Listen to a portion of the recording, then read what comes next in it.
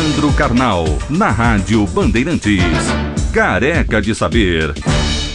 Professor Carnal, boa tarde. Boa tarde, estamos sem a Thaís hoje, já partiu para a Semana Santa. A Thaís divide suas atribuições aqui entre o nosso programa e o cargo dela de diretora da gente aqui, viu, professor? Às vezes ela não consegue dar conta de tudo.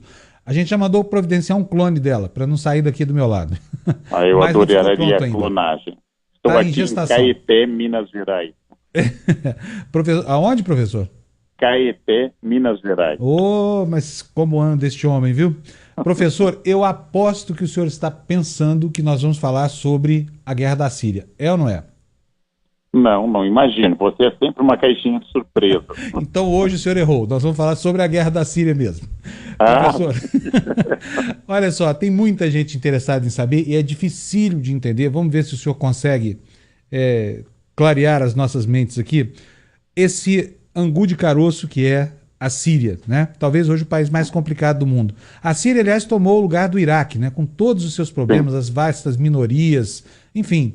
Hoje nós temos ali uma posição que interessa a Rússia, que é favorável ao atual governo, que é o governo do ditador Bashar al-Assad, e que combate o Estado Islâmico. Nós temos os Estados Unidos contra o Estado Islâmico e contra o Bashar al-Assad. Temos o envolvimento da Arábia Saudita e temos também o envolvimento indireto do Estado de Israel. Destrincha pra gente esse novelo todo, professor? É um drama mesmo, porque a Síria, desde que se libertou da tutela francesa, ela caiu muito sob a influência soviética, enquanto que os americanos apoiavam Israel e até um determinado momento o Irã, depois a partir de 79 perderam o controle sobre o Irã.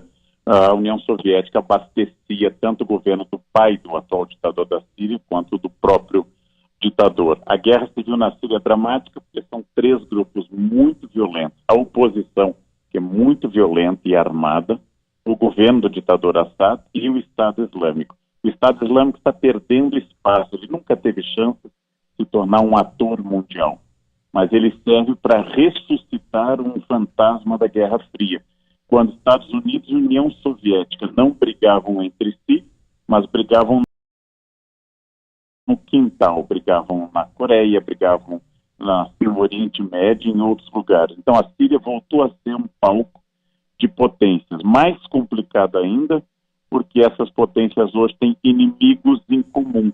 Mas é difícil saber, porque a Arábia Saudita também incentiva a corrida armamentista no Oriente Médio. Todos esses problemas se tornaram complicados na Síria, mas é muito sofrimento para o povo da Síria, mas nenhum risco de um conflito em escala mundial. Professor, olha só, eu gostaria que o senhor nos dissesse, porque é o seguinte, há uma matriz religiosa ali que tem mais dissidências do que convergências, ao que parece. Sim. O Bashar al-Assad, por exemplo, é alauíta, tem uma ascendência sunita, uma ascendência xiita, né? Uhum. E os árabes do Golfo têm uma ascendência sunita. Qual é a diferença entre uns e outros? Por que eles brigam tanto? Os sunitas são maioria no mundo islâmico. Os sunitas são sempre a maioria. Tanto que, apesar da fama, do senso comum, de que o terrorista seja xiita ou que o radical seja xiita, fama que tem a ver com a Revolução de 1979 da Ayatollah Khomeini, a maior parte dos movimentos radicais, como o Estado Islâmico ou mesmo Osama Bin Laden, eram sunitas, porque os sunitas são maioria absoluta no mundo islâmico. Os xiitas, essa dissidência a partir do neto do profeta Maomé, eles constituem uma maioria no Irã, uma maioria total no Irã, uma maioria discreta no Iraque, mas eles são minoria dentro do mundo islâmico. Cada um desses grupos quer a proeminência dentro do jogo islâmico. A Arábia Saudita, todo o poder dela é porque os reis da dinastia saudita, guardam os lugares sagrados, Meca e Medina. Em Meca está a Caaba, em Medina está o túmulo do profeta e onde ele faleceu, e ser o guardião dos locais sagrados da dinastia saudita o poder além do petróleo. A Síria já foi sede de um califado. Damasco era o grande centro medieval da cultura islâmica. mas há muito tempo que a Síria se perdeu e cada um desses grupos, o arabismo, os alauítas, todos eles estão tentando controlar ou chefiar a questão islâmica. E o resultado é que sofre muito o povo. No caso da Síria, a população se atira no mar, morre em grande quantidade, migra de qualquer jeito, porque o país ficou inabitável. A Síria é quase que uma advertência para o mundo que acontece quando a gente abandona totalmente o diálogo e apela ao enfrentamento de forças, né? Quase que uma advertência a todos os países. O resultado tradicional é que vão se matar muito mais, o conflito vai se esgotar por completo, e aí as potências fazem algum acordo sobre como fizeram com o Iraque, como fizeram sobre o Afeganistão e assim por diante. Olha, professor, deixa eu colocar uma música, uma trilha aqui agora, porque tem gente chegando aí. Quem é? Quem é esse o professor não merece isso. Ele odeia essas cornetas, mas tudo bem, a gente põe assim mesmo. Professor, muito boa tarde, muito honrado aqui. Eu estava muito embevecido aqui ouvindo as suas considerações. Eu queria colocar uma questão aí. Você sabe que eu tinha uma certa predileção por aquele grupo musical que eu acho que acabou, chamado Só Pra Contrariar, porque essa frase um pouco resume a minha vida. E aí é o seguinte, eu estou entre aqueles pouquíssimos cidadãos que não acreditam nessa história de que o governo sírio mandou jogar arma química em cima da sua própria população. E eu não estou dizendo com isso, não estou querendo dizer com isso que eu acredito nas boas intenções do ditador. Eu quero mais é que ele se exploda e caia, né? Mas assim, do ponto de vista da estratégia de guerra, a Síria não tem nada a ganhar com isso, não tinha nada a ganhar com isso, né? Apenas despertaria a fúria de todos os seus inimigos que estavam ali mais ou menos em banho-maria nessa questão aí do conflito da guerra civil síria. Eu estou achando, a minha desconfiança é que essa coisa foi meio que provocada pelos inimigos da Síria, do governo da Síria, com a intenção mesmo de fazer com que os Estados Unidos entrassem nesse conflito e bombardeassem, enfim, entrassem no conflito, né? Se isso não foi obra dos próprios governos americanos, do próprio governo americano, que é preciso lembrar, professor, e aí que eu gostaria a sua avaliação até do ponto de vista histórico, né? Os governos republicanos sempre coincidem com novos conflitos, né?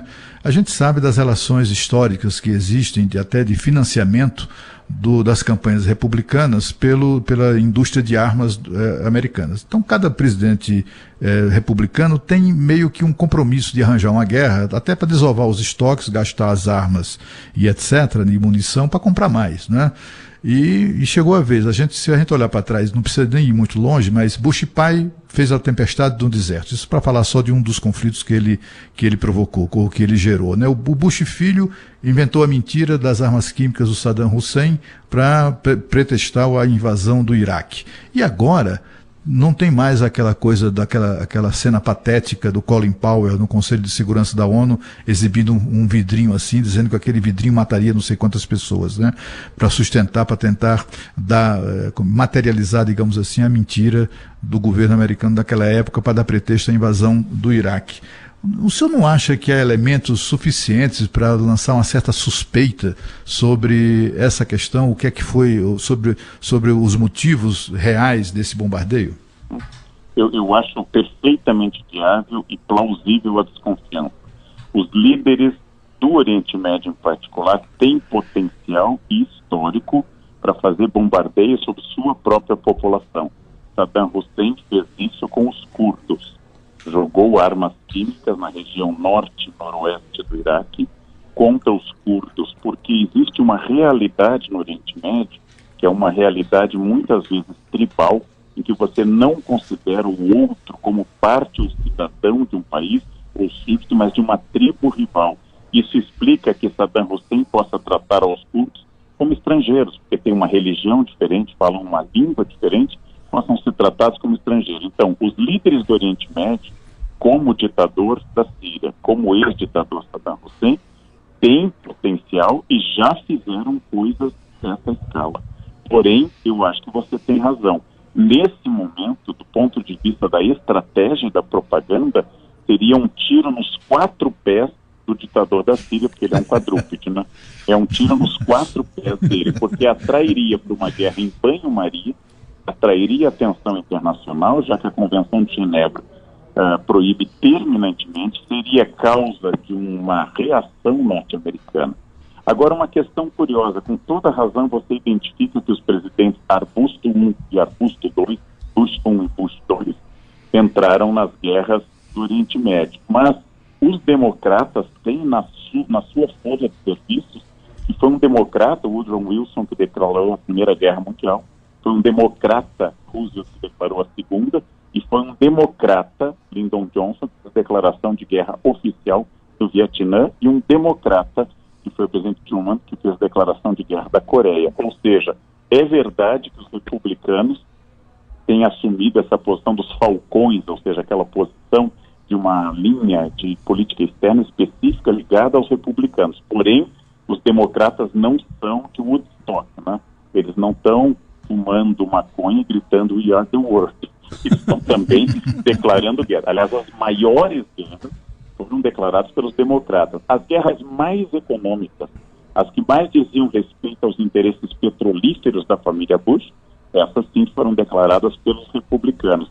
E o presidente atual dos Estados Unidos, tal como fez Bill Clinton, que no meio do escândalo que Monica Lewinsky decidiu bombardear bases da Al-Qaeda, o presidente atual adoraria um bombardeio externo que transmitisse a noção de um homem de ação e retirasse a pressão interna sobre ele, que está grande, que ele está sendo derrotado sistematicamente no Congresso.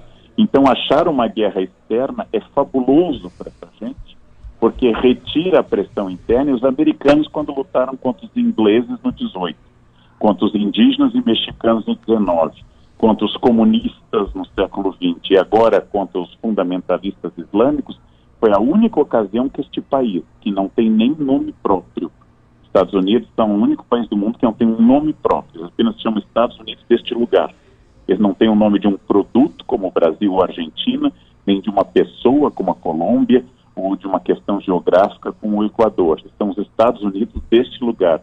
É esse melting pot, esse cadinho de rato que não tem unidade, que graças às guerras externas e aos inimigos externos e internos, adquire essa unidade. A guerra é fundamental para um presidente dos Estados Unidos unir a nação e conduzi-la em nome da liberdade, da democracia, do lado correto, e para isso matar pessoas na Síria ou em outros lugares. Professor, aí pela década de 40 do século passado, quer dizer, há quase 80 anos, os Estados Unidos substituíram a política do cacete, né, que era o Big Stick, pela do New Deal, a política da boa vizinhança. O Orson Welles veio ao Brasil, o Disney inventou o Zé Carioca, a gente mandou para lá a Carmen Miranda, enfim.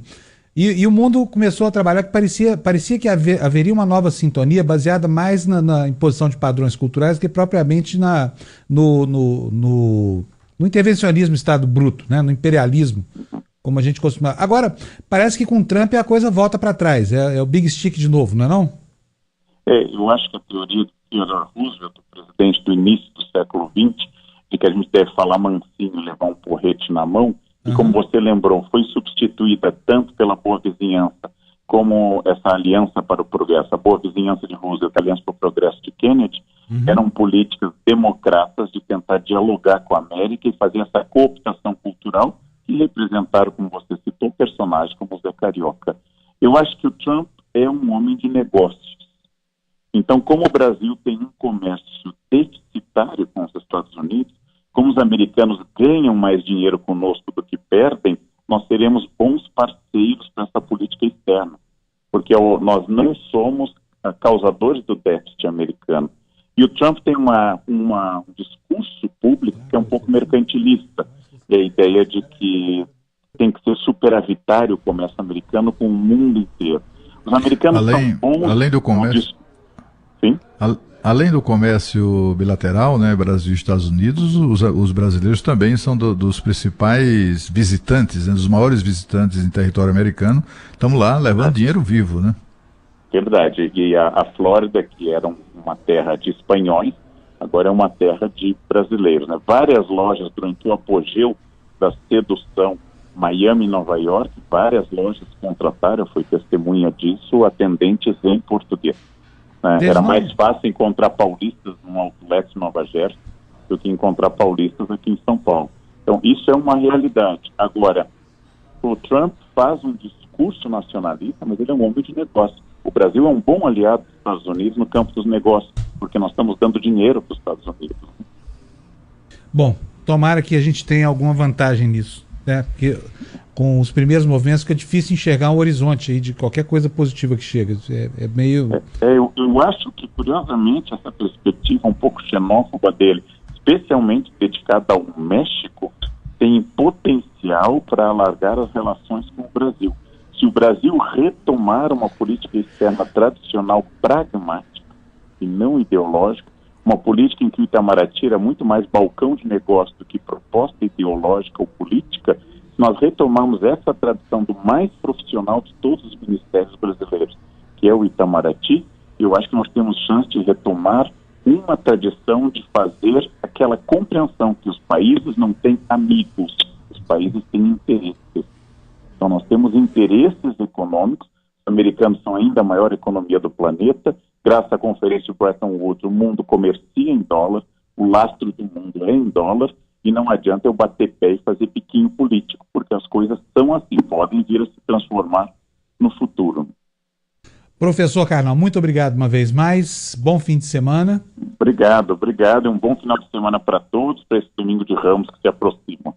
A gente se encontra aqui na segunda-feira, depois do domingo de Ramos. Um abração para o senhor. Tchau.